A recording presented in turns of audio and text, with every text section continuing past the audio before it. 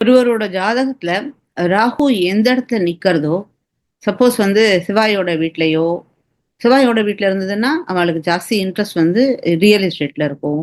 சுக்கிரனோட வீட்ல இருந்தா எப்படி இருக்கும்? சுக்கிரனோட வீட்ல ரிஷபமா இருந்ததுன்னா, புரொடக்ஷன் ஏதாவது நெறையா இது பண்ணணும். ஸ்பாட்டு, சிங்கிங் அத மாரி. 3வது இடம் ஜெமினியா இருந்ததுன்னா, கம்யூனிகேஷன்ல ஃபோக்கஸ் இருக்கும்.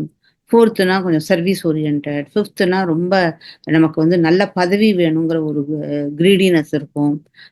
6த் ஹவுஸ்ல இதுல கன்னியில இருந்ததுன்னா, அது எர்த் சைன்ல இருக்கு. புதனோட வீடு. அப்போ அவ வந்து ரொம்ப பிசினஸ் மைண்டடா இருப்பா.